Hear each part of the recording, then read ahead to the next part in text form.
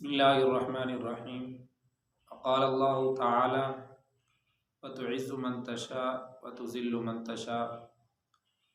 اللہ رب العزت نے قرآن کے اندر ارشاد فرمایا کہ میں ہی عزت اور ذلت کا مالک ہوں، جسے چاہوں عزت دوں اور جسے چاہوں ذلیل کر دوں۔ کبھی کبھار تو اللہ رب العزت غلام کو بھی اس قدر شان و شوکت بخشتے ہیں کہ وہ اس بلندی تک پہنچ جاتا ہے کہ اس بلندی تک بادشاہ کا بھی پہنچنا ناممکن ہوتا ہے، اور کبھی کبھار بادشاہوں کو اس قدر ذلیل کرتے ہیں جس کی کوئی انتہا نہیں رہتی۔ اس کی ایک مثال میرے ذہن میں آئی کہ ایک مرتبہ مدینہ منورہ کے اندر غلاموں کا بازار لگا ہوا تھا۔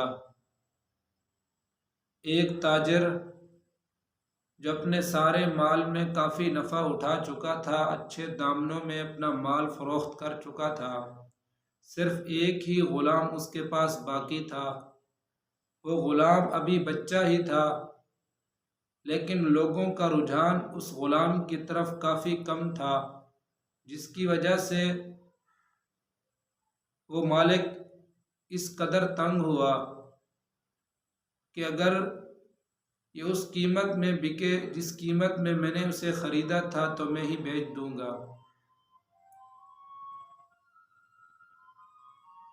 تو ایک لڑکی مدینہ منورہ سے اس بازار میں آئی، تو اس لڑکی نے اس مالک سے پوچھا کہ یہ غلام کتنے کا فروخت کرو گے؟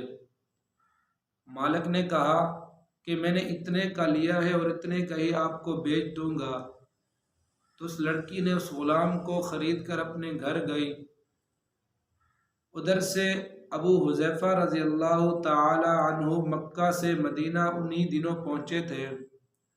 جب ان کو اس لڑکی کا واقعہ معلوم ہوا کہ یہ لڑکی بہت ہی رحم دل ہے،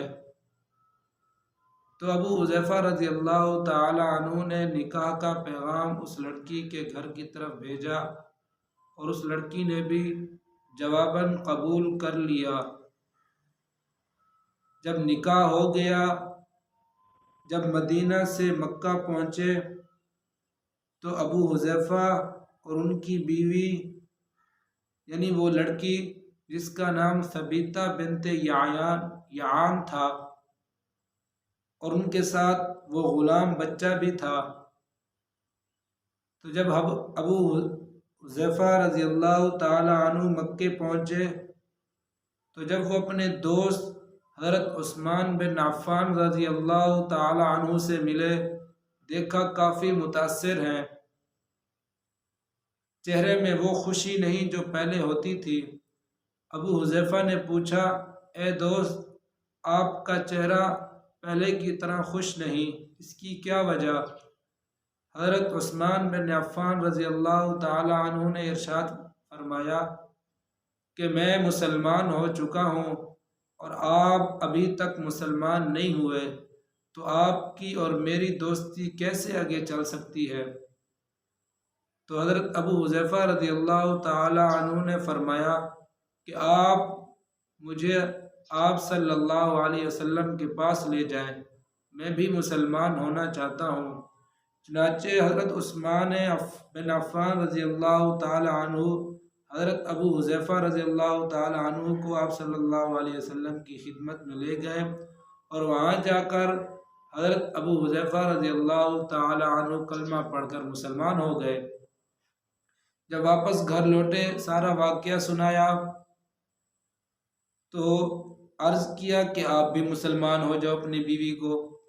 تو اسی طرح ان کی بیوی اور وہ بچہ غلام وہ بھی مسلمان ہو گیا۔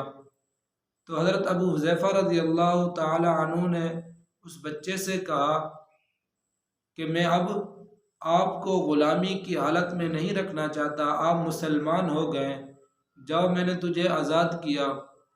اس بچے نے کہا، میرا آپ دونوں کے سوا کوئی نہیں، میں کہاں جاؤں گا؟ اسی طریقے سے حضرت ابو حذیفہ رضی اللہ تعالی عنہ نے اس بچے کو اپنا بیٹا بنا لیا۔ تو اس بچے نے قرآن پڑھنا شروع کر دیا، قرآن سیکھنا شروع کر دیا۔ کرتے کرتے وہ کافی قرآن اس نے حفظ بھی کر لیا۔ تو جب ہجرت کا وقت آیا تو آپ صلی اللہ علیہ وسلم کے جانے سے قبل جو صحابی مدینہ کی طرف پہنچے تھے ان میں سے ایک حضرت عمر فاروق رضی اللہ تعالیٰ عنہ، حضرت ابو حذیفہ رضی اللہ تعالیٰ عنہ، اور ان کے ساتھ یہ بچہ جو غلام تھا، آزاد ہو چکا تھا، یہ بھی ان کے ساتھ تھا۔ فرماتے ہیں کہ یہ بچہ قرآن کریم کی اچھی خاصی اور خوش الحانی کے ساتھ قرآن کریم کی تلاوت کیا کرتا تھا۔ اس کی اللہ رب العزت نے خوبصورت آواز بنائی تھی۔ جب مدینہ میں امام مقرر کرنے کی باری آئی تو اسی غلام کو امام بنا دیا گیا۔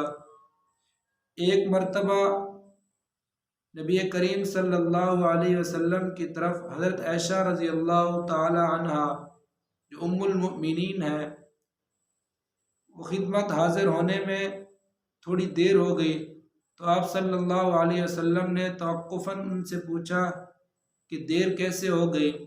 حضرت عائشہ رضی اللہ تعالی عنہ نے عرض کیا کہ میں جب آ رہی تھی تو ایک قاری قرآن کریم کی تلاوت کر رہا تھا، تو میں وہ قرآن کریم کی تلاوت سننے لگ گئی اور اس قدر خوش الحانی کی، ان کی تعریف بیان کی کہ خود آپ صلی اللہ علیہ وسلم باہر تشریف لائے تو دیکھا وہی غلام قرآن کریم کی تلاوت کر رہا ہے۔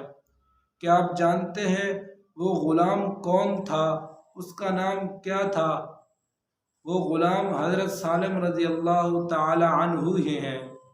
دیکھو غلام کو اللہ رب العزت نے اس قدر عزت دی، وَتُعِزُّ مَن تَشَاءُ، کہ وہ مدینہ کا امام بن گیا۔